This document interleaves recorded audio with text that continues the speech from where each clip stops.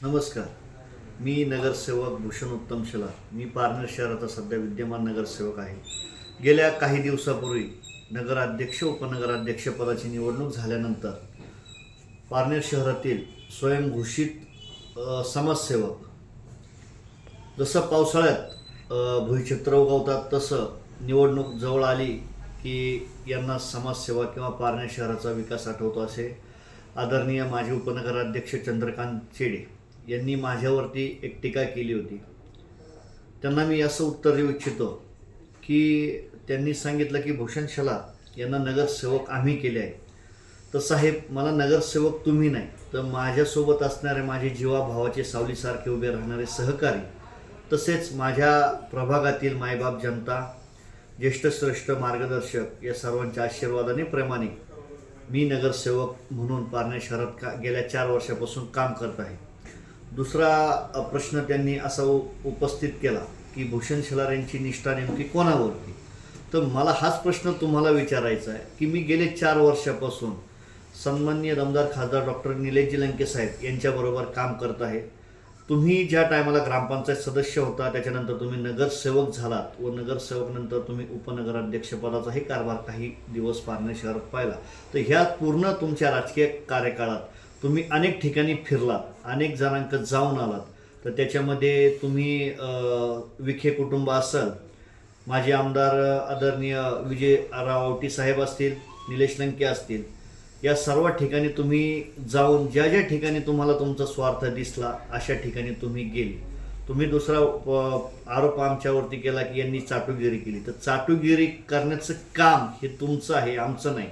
गेल्या 4 वर्षात मी ज्या ठिकाणी होतो त्या ठिकाणी आजही एक निष्ठा आहे. दुसरा अजून एक त्यांनी सांगितलं की यांनी पारनेर शहराच्या विकासाकडे लक्ष दिलं नाही. तर तुम्ही पदावरती असताना तुम्ही पारनेर शहराचा कुठले तारांकित प्रश्न मांडले किंवा कुठल्या प्रश्नावरती तुम्ही ठाम भूमिका घेतली ते मला सांगा. यांच्या काळामध्ये झालेले यांच्या काळामध्ये झालेला भाजी मंडई, तसेच कचरा डेपो असेल, कचरा डेपोकडे यांच्या काळात त्यांनी अजिबात लक्ष दिलं नाही. दुसरं मटन मार्केट हे अतिशय दुर्दैव अवस्थेत होते, धुळखात अवस्थेत होते. त्याच्यानंतर आम्ही सत्तेत आल्यानंतर भाजी मार्केट या ठिकाणी त्यांनी नेमकं कुठल्या तत्वावरती स्वतःचा आर्थिक फायदा पाहत भाजी मार्केट बांधलं की गावच्या विकासासाठी. जर गावच्या विकासासाठी भाजी मार्केट बांधलं असेल तर पारनेर शहराचा विचार घेता त्या ठिकाणी ते भाजी मार्केट अतिशय छोटं आहे. त्या ठिकाणी त्यांनी नेमकं कशासाठी केलं. राहिला प्रश्न की त्यांनी आजही त्यांच्या संपूर्ण कार्यकाळात जे कामं केले त्याचा आलेख घेऊन माझ्यासोबत बसणे. माझ्या प्रभागात आजही तुम्ही चला, माझ्या प्रभागात मी ड्रेनेज लाईट, स्ट्रीट लाईट, अनेक ठिकाणी ब्लॉकचे रस्ते आणि सर्वात महत्त्वाचा गाडू मार्ग हा स्वातंत्र्यानंतर किंवा त्याच्या आधीपासूनचा प्रलंबित प्रश्न होता. त्याच्यानंतर राहिला प्रश्न की त्यांनी सांगितलं की आम्ही आमच्या शहर विकास आघाडीच्या जे पराभूत उमेदवार आहेत त्यांच्या संपर्कात नाही. आज तुम्ही सर्वांसोबत बोला, सर्वांसोबत आम्ही संपर्कात आहेत. त्यांनी कधीही स्वतःचा स्वार्थ सोडून बाकी कोणाचाही विचार केला नाही. त्यांनी ज्या टायमाला आमची निवडणूक झाली, ज्या टायमाला विजयी आम्ही सर्व आनंद साजरा करून त्यांच्याकडे गेलो होतो, त्या टायमाला त्यांनी असे सांगितले की आपण आधी विजयराव आवटी यांच्याकडे जाऊ. त्याच्यानंतर त्यांनी काहीतरी विचार करून त्यांचा कुठेतरी स्वार्थ होतोय याचा निर्णय घेऊन त्यांनी लंके साहेबाकडे जाण्याचा विचार केला. पण त्यापूर्वी मी त्यांना असं सांगितलं की जे आपले पराभूत उमेदवार आहेत त्यांच्याशी आपण चर्चा करू. चर्चा केल्याच्या नंतर आपण सर्वांचा निर्णय घेऊ आणि मग योग्य ते ठरवू. त्या टायमाला त्यांनी अजिबात ऐकलं नाही. त्या टायमाला त्यांनी असं सांगितलं की जे पडलेत त्यांचा विचार करायचा नसतो. त्याच्यामुळं आत्ता 4 वर्षानंतर जर त्यांना असं आठवत असेल आणि पारनेर शहर विकास आघाडीचे ज्या टायमाला उमेदवार होत होते त्या टायमाला त्यांना माझ्या प्रभागात उमेदवार भेटत नव्हता. ते 4 वेळेस माझ्याकडे आले. पण माझा आणि अर्जुन शेठ भालेकर तसेच गौरव भालेकर असतील यांचा जुना परिचय होता.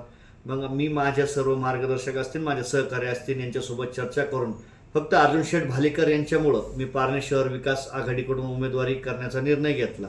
त्याच्यानंतर आम्ही पारनेर शहराचा विचार करत सगळ्या गोष्टी केल्या. माझं त्यांना एवढं सांगायचं, चाटुगिरी जी तुम्ही आम्हाला शब्द वापरला तर आधी तुम्ही स्वतः पहा की तुम्ही चाटुगिरी तुमची आणि किती ठिकाणी किती वेळा तुम्ही केलेली आहे.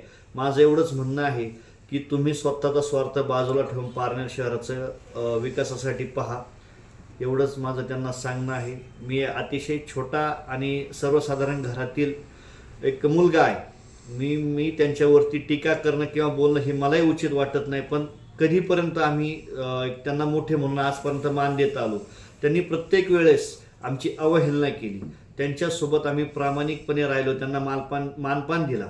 ज्या वेळेस पहिल्यांदा आम्ही पहिल्याच वर्षामध्ये खासदार डॉक्टर निलेशजी लंके साहेब यांनी 500 बेडचं हॉस्पिटल उभारण्याचे जो मानस या ठिकाणी आखला, त्या टायमाला त्या मानसाला, त्या हॉस्पिटलला विरोध करणारे महाशय म्हणजे चंद्रकांत चेडे साहेब.